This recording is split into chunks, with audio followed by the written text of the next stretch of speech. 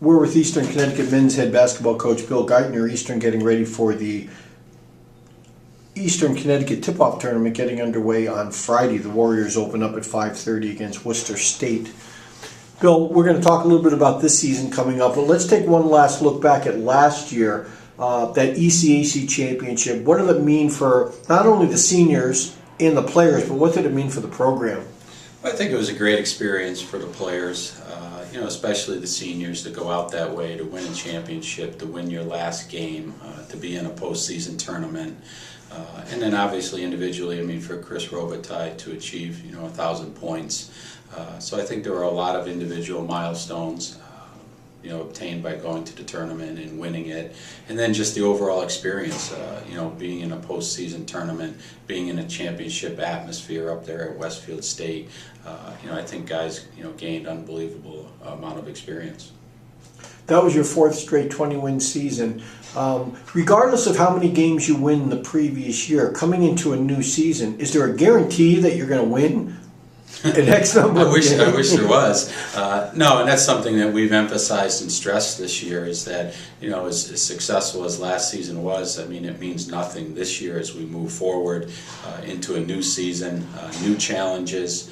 And, especially with 7 new players, I mean, everything changes a little bit, the dynamics, the chemistry, all those intangibles that I think have led, to those 20-win seasons. I mean, we've been very good with our team chemistry and all the intangibles. So, we're trying to, this group is still trying to figure those things out, but, I mean, clearly we're excited for what's ahead. You lost a very, very, very good player in Chris Robitaille, your center, as well as Joe Ives and Tyler Hunley. Will that necessitate a different style this year? I don't know how much will change. I mean, clearly the emphasis will be on our returning guards. Mike Garrow, Brian Salzillo, and Trey Preston all had, very good statistical years last year. So obviously coming into the season, that's the known quantity on this year's team, and we will rely heavily on them, both offensively and defensively. You guys had a very good recruiting year. You have 9 letter winners back, which means you have about 7 players that did not play in the program last year. Are things starting to mesh? That's a little scary when you say that. No, they are. I mean, we're very, very happy with all of the newcomers. We're excited to have them. We think they're great additions, but they are new, and everything is new to them. Whether it's terminology, whether it's style of play, expectations, but the group has embraced everything that we've asked them to do, and they're excited, and things are moving in the right direction. What would you say would be some of the best qualities of these new players you brought in? Well, just overall size. I mean, I think this year is the biggest team that we've had in my 12 seasons here. So I think we're excited about that. They're also a group of forwards that bring some unbelievable athleticism. So I think just as a group, their overall size, their willingness to learn, and we're excited about the group. Your people coming back, the majority of them had very good years last year. Just talk about some of those returning upperclassmen and what they bring to the program or the team. Well, Michael Garrow obviously had a great individual year statistically, shot over 50% from the field, 40% from 3, over 6 rebounds a game, was a first team all-conference player. So those numbers are difficult to duplicate. I think some of the things we'll ask Mike to do differently this year is just from a leadership standpoint, from an intangible standpoint. Obviously those numbers would be great to obtain again this year, but in addition to the numbers and the rebounds and the points will be, that leadership. Brian Salzillo, obviously we feel he's one of the best shooters in the country. Just once again to have another great year, maybe to bring a little bit more consistency to his game, and then once again being one of the 3 seniors on the team, that leadership and just all those intangibles, we're going to rely heavily on Brian to bring that to the table. Trey, Rookie of the Year, second team, all conference as a freshman, an unbelievable season. He grew as a player, each and every day last year. He's come back this year, I think, with even more confidence and the belief that that he is a very good player and will be a very good player. He'll play primarily on the ball this year, where last year when we had Joey, he was a little on and off the ball. So this year he'll do that. Which I think will give us a little more different dimension in our typical point guard.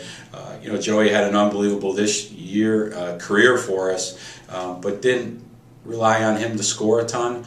Now with Trey at the point, I think he has the ability to score in that position, and will need his scoring with the absence of those three seniors from last year. So I think those are the returners. Brandon Yarborough, obviously, he's our heart and soul. He's kind of our glue guy, our X factor, does all the intangibles that don't necessarily show up in a box score, but in the end of the day, you want him on your side.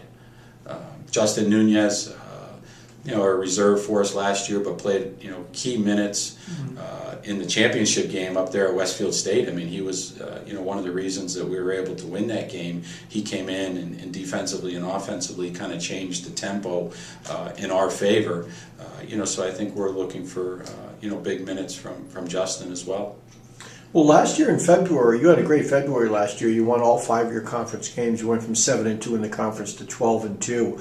But you were saying earlier that you're probably going to see a big increase or improvement between now and maybe February, just based on the makeup of this year's team. I think so, just because we have so many young forwards. I think they've in the month that we've been going have grown immensely.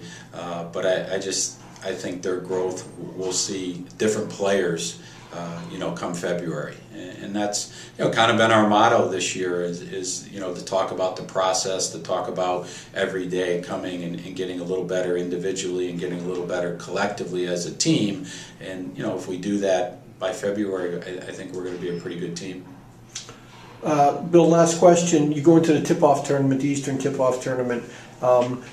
Is that a major emphasis in your preseason as it gets closer, that we want to get off on a strong foot by winning that tournament, or is it that's not really something that you really look at? I think anytime you enter a tournament, the best result is to win the tournament. So do we talk about winning the tournament a little bit, but it's more about opening night and 2 nights, Friday night. Be ready to go. Be excited. You're playing in your own gym. And then take each game as it comes. Don't get consumed about what Saturday brings, because we have to take care of business on Friday night. So, our talk is, we have gone now for a month, and we're going to have 5 games in an 8-day period. So, we need to be ready each and every day, whether it's a game, whether it's a practice, to continue to get better. So the Warriors open up on Friday night at 5:30, hosting Worcester State University in the opening round of the Eastern Tip-Off Tournament. Bill, thank you. Thank you.